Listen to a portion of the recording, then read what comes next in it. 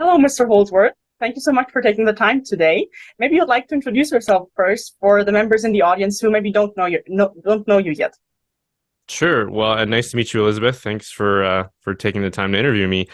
So my name is Brian Holdsworth. I think on my profile it says something like, well, this is my YouTube channel, that I'm a struggling Catholic thinker, trying to come to a deeper understanding of my faith and of eternal life and what it is, what our purpose in this life is, and how we navigate it.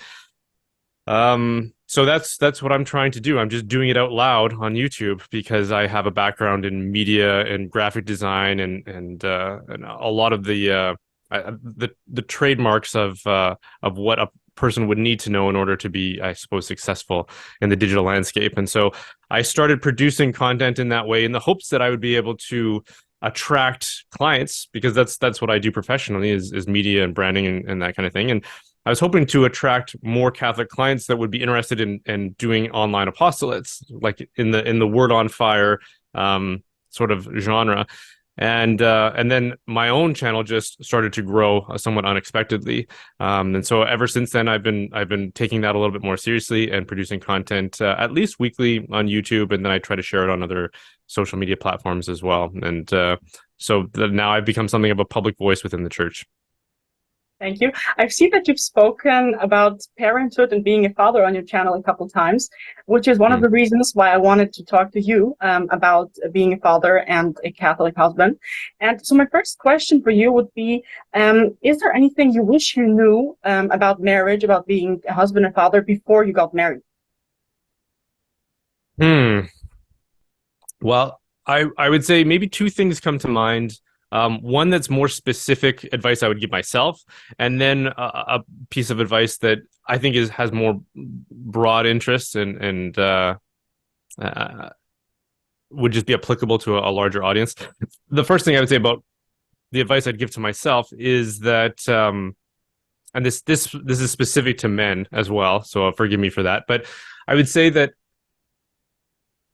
good women, so women of goodwill, I think are attracted to virtue more than anything else.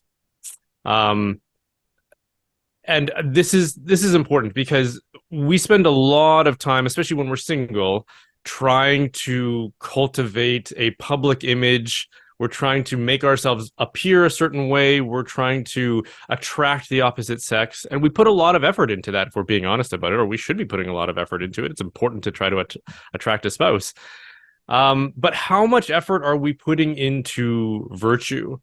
And unfortunately, it does take quite a bit of effort, because it used to be that you would be educated in this. We could rely on our institutions to transmit some understanding and knowledge, as well as practices of virtue into us formally, when we were more of a Christian society. For those of us who live in areas like Germany, where you are, or Canada, where I am, that were formally very Christian. But we can't rely on those institutions to do that anymore. So we have to train ourselves, and that's not very easy to do. But I mean, again, think about the amount of effort you're willing to put into your physical appearance, your communication skills, how many dates you're willing to go on, how much time you're going to curate your dating profile or your social media profile or whatever it might be. But how many people are willing to like read a book like Aristotle's Nicomachean Ethics, right? Which isn't an easy book if you have no philosophical training. I mean, it's this copy is it's almost 400 pages.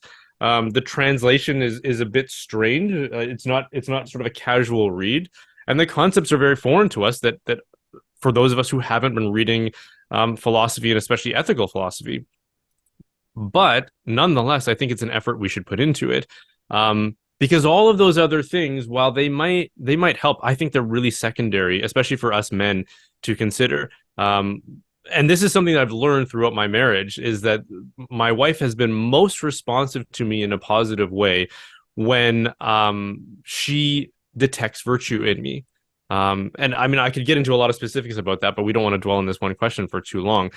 So for you young men, if you're looking to attract a spouse, recognize this fact. If you're spending hours at the gym, that's good, because there's a virtue that's attached to that. But if you're merely doing it for physical appearances, try to inculcate virtue into that. Try to ensure that you're developing virtue as part of that, like discipline and fortitude. Spend time reading. If you can't read the Nicomachean Ethics, read something that is approaching that. The first actually philosophical work I ever read was Mere Christianity by C.S. Lewis. And he talks about the cardinal virtues in that. That was my introduction to virtue, and it blew my mind. I was like, wow, how come nobody's taught this to me before? This is so practically useful in my life. And in ways that you wouldn't expect, again, as it is a means of attracting the opposite sex. So young men, recognize that. And for you young ladies, if you haven't noticed that about yourself, be conscientious about the fact that probably what's attracting you to certain people is either virtue or the appearance of virtue. Because you hear a lot about the cliches about how some women are attracted to the bad boy, right? It's not that women want a bad guy or an evil person to be their spouse or their significant other. It's that they detect a kind of strength in that, like a fortitude, like he's really courageous because he won't back down from a fight. But if you came to a better understanding of what the true virtues were, you'd be able to sort through that a little bit better and not fall for guys that you probably shouldn't be wasting time with. So virtue is the key thing. I guess the second thing I would want to say, which has maybe a broader interest, is that, and this seems obvious, but I think is really worth spending some time.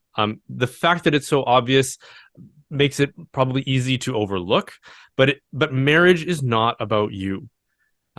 Yeah, okay, obviously it's not about you, right? No, but seriously spend some time thinking about that. It's not about you. It's not a prize for you to gain. It's not this reward. It's not a Christmas present you unwrap on your wedding day. It's boot camp for sanctification.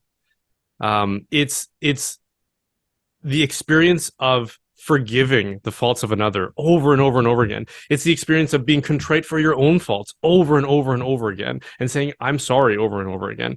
There's a lot of joy. There's a lot of wonderful experiences that come with that, but there's a lot of disruption if you're not willing to participate in that program, that boot camp of learning to love another at least as much as yourself. And if you can't do that, you're going to really struggle in marriage. And so if you're approaching marriage as if it's this reward for you because you deserve a certain kind of person, or you should be married by now, or why hasn't God given me a spouse? It's like, I think you're approaching it in the wrong way. You should be approaching it as in, this is my vocation. And a vocation is this sort of challenging gauntlet, this challenging training program that's going to transform me, hopefully, into a saint in the end. And that comes with a lot of suffering and pain and adversity. And again, I don't want to say that that's what marriage is all about, but you need to be prepared for that, and that's what you should be aiming for when you go into it. Beautifully said. Thank you. I think that was very valuable for me and my audience. And I'm actually going to make a video the next time about a book which talks mainly about the same thing, that marriage isn't just about you, it's actually about forgiving the other, and it's not all sunshine and roses. That's the book going to be about. So thank you for sharing that. My next question would be, how did you know that this is your vocation? Were you discerning other vocations as well? At what age maybe did you start discerning? When did you get married? Can I ask that? At what age did you get married? So I was 25 when I got married, and I would have got married sooner, but my wife she was quite a bit younger than me. She was 20 when we got married. So we had to wait a little bit there. As far as discernment goes, so we were both new converts at that point to the Catholic Church. And so we weren't well versed in spiritual disciplines, especially discernment. We weren't very well versed in mental prayer and trying to contemplate God's will for our lives. We already found ourselves in a position where God had placed each other in our lives as we were sort of approaching this question of, well, is God going to be part of our lives? Because we were both raised with fairly secular sensibilities. So the notion of prayer and the presence of God in our lives was quite foreign to us, and still a new, novel experience to us. And so I wouldn't say that I am any sort of great example for having discerned vocation. I stumbled my way into it just by the providence of God and the luck that I found somebody who was willing to love me back. And I was willing to take that and just cherish it. So I wouldn't say I did a great job of discerning it, but I think part of the problem that a lot of people run into is that they find themselves looking for signs. I was almost like an oracle is going to come out of some back alley and say, here's the message from God, like some sort of Old Testament prophet. It's going to give you, it's going to write the writing on the wall for you. And it's like, well, in my experience, God God's providence doesn't really work like that. I mean, maybe in the exceptional cases, but in most cases, it's an experience of God has placed certain circumstances in your life to consider. He's opened certain doors for you, and if He has opened, if He's introduced you to somebody, for example, who is willing to share their life with you, who is willing to explore or at least explore that, and who has affection for you, that could be a pretty strong indication that God is inviting you to marriage. Now, it doesn't always work that way. I know many people who've gone into the religious life who have had significant others. They've been in relationships with the opposite sex, and then they felt called to the religious life, whether that be priesthood or otherwise. And I think those there are those exceptions. But I think in those cases from the people that I've discussed that with, who have fallen through on a religious vocation, that there was a pretty strong calling for them in that experience. That again, it wasn't just you sitting back and praying, God, what do you want me to do? And then you don't really act. It's sort of like, well, I went to a retreat at the seminary, or I talked to a priest that I know, or the vocations director of my diocese. And after we had that conversation, it became obvious to me that I do have some sort of a calling here that I need to explore. So look at the circumstances in your life and be deliberate about exploring those. And hopefully God will guide you in that. So you met your wife before you converted to Christianity, is that right? And then you converted together somehow. Yeah. Okay. Well, I was in the process of becoming Christian. So I had already had something of I would call a mystical experience that convinced me that theism was true and that it was probably the Christian God that I needed to devote my life to. So I was about a year into that when she and I first met. We met on public transit. She was quite young at the time. I was 19. She was 14, and we lived in adjacent neighborhoods, and so we caught the same bus together. And so we would just have sort of superficial conversations, the kind of thing. You meet the same person in the elevator going to the office every morning, just sort of like, hi, how are you? That kind of thing. And so we did that for about a year, and then I graduated from that program, and I went on to another program, and we didn't see each other again. And then probably about 3 years later, we ran into each other online. And this is before social media, like before Facebook and that kind of thing.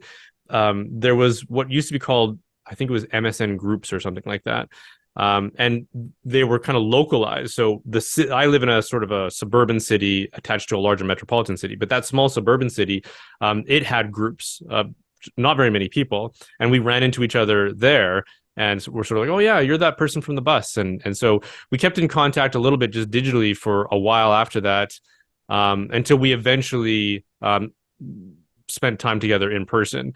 At that point, I was now in RCIA, and she would have described herself as an atheist agnostic.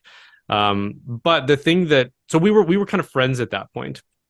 But the thing that really convinced me of her potential as not necessarily as a significant other, but just as a really important relationship in my life was that when I was confirmed at the Easter Vigil, not many people came to that. A few family members came. Many family members specifically did not come.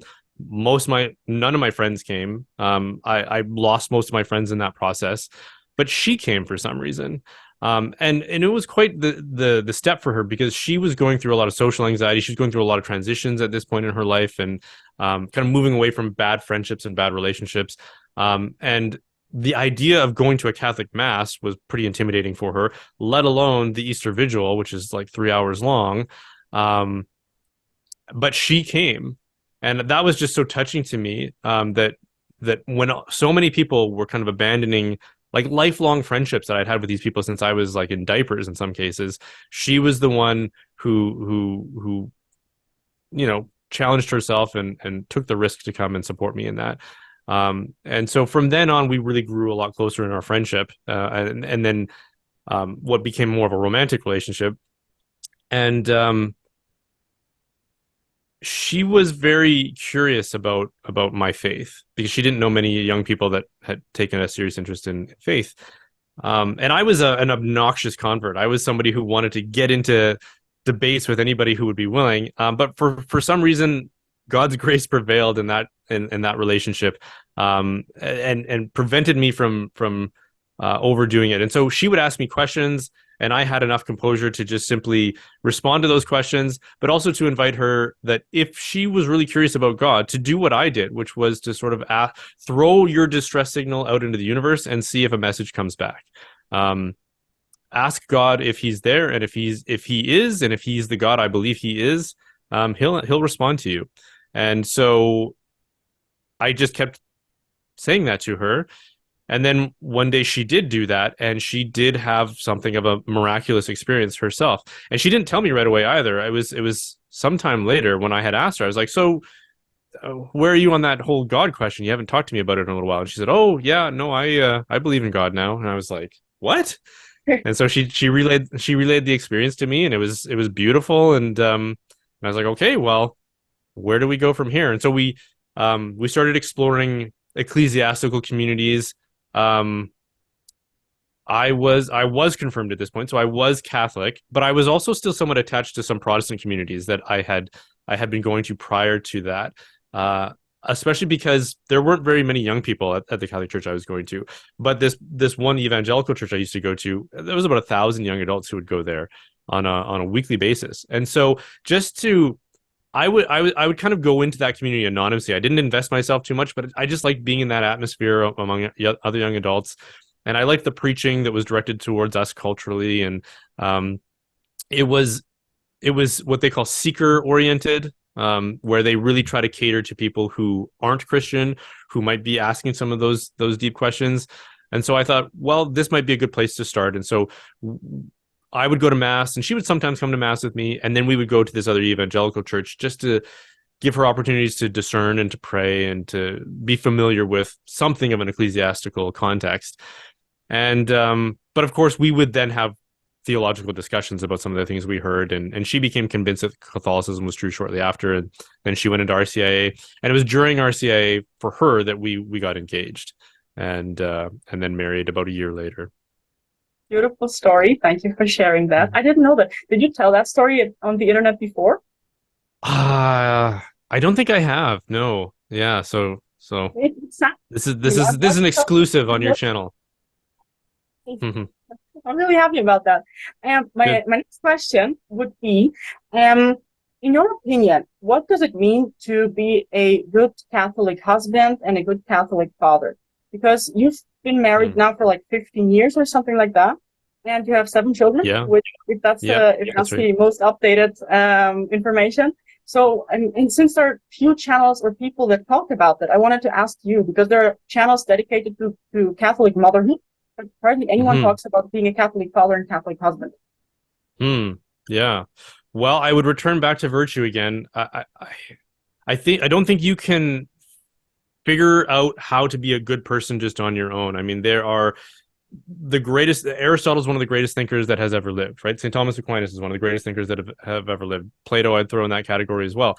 And the many great saints who have informed our tradition of the Catholic faith. You're not going to solve riddles that they devoted their lives to solving, and they're way more smart. They're way smarter than we are, right? So, it serves us well to go and to draw inspiration from them, to use them as the teachers that they were. That's what they devoted their lives to, was to being teachers, not for profit, not for gain, not like the sophists were in ancient Greece. They were doing it for the benefit of those who could learn. And so I think there's a great onus on us to devote ourselves to learning that. Because a good man, a good husband is someone who needs to care for his family. He needs to nurture his family. He needs to lead his family. He needs to protect his family. He needs to be a good example for his family. And he can't do or be any of those things if he doesn't, first of all, know what virtue is, know what the virtues are, understand how virtue works, and tries to build that into his own life and into his own character. Because marriage and fatherhood will test you. They will test the limits of your character. If you think that you're a good person, because you're not lashing out at people and you're not failing in certain personal ways, those character flaws will immediately become apparent to you when you become a husband and a father, because you're pushed to the limit, you're tested to the limit, and some of those limits may not have been explored by you.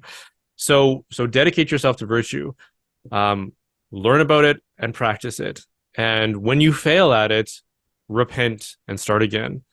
So that's the next thing that maybe I would want to highlight is humility and a willingness to say you're sorry, which can be really hard for a lot of men.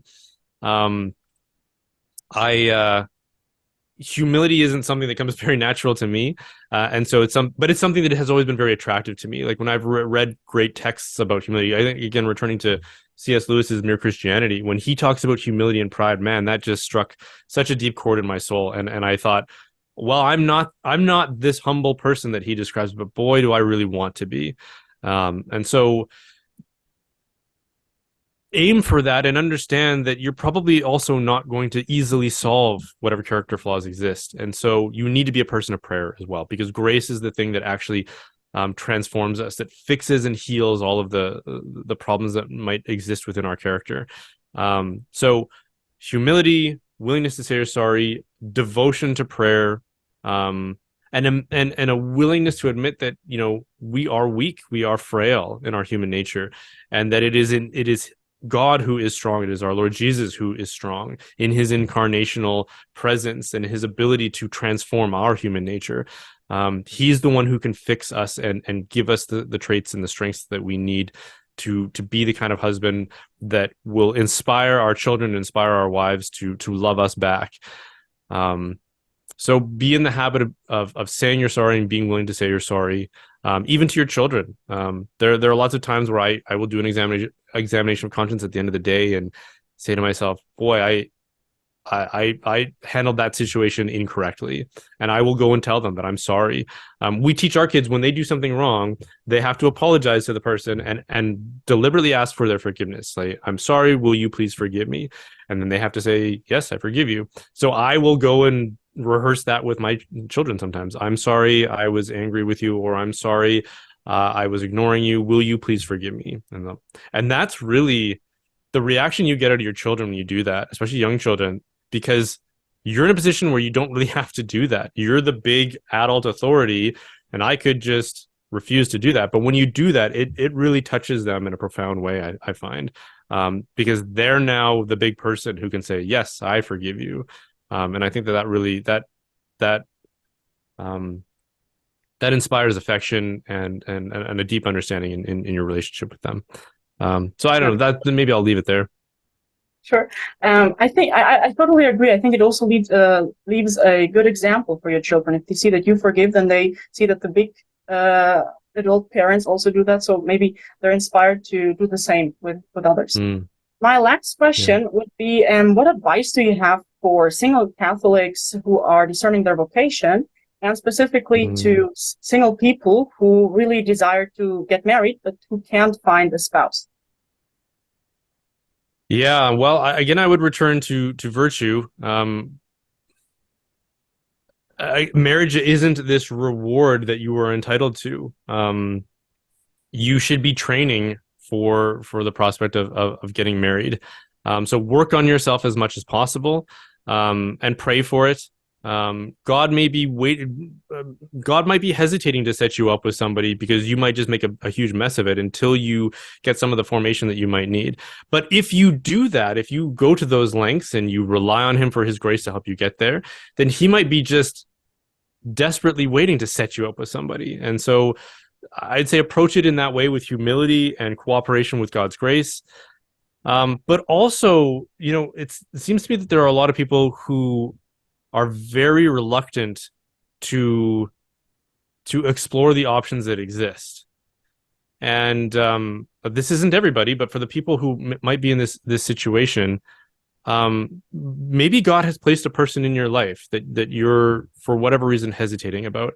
And I would really encourage you to explore that. I mean, deliberately, cautiously, if necessary, and in an open and transparent way, because you don't want to hurt the other person. But I think we need to stop asking ourselves if this person is good enough for me, or could I do better?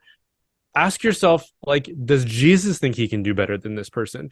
Because this is a human soul that he created that is more valuable in his eyes than the entire universe, that he went to incredible lengths to just on the chance that he could spend eternity with this person. Maybe they're worth considering spending 50 years together with, right? Or 60 years together. If Jesus thinks they're good enough to spend eternity with, maybe they're good enough for you to spend 60 years with. Now, that doesn't mean you should just take the first person that comes along.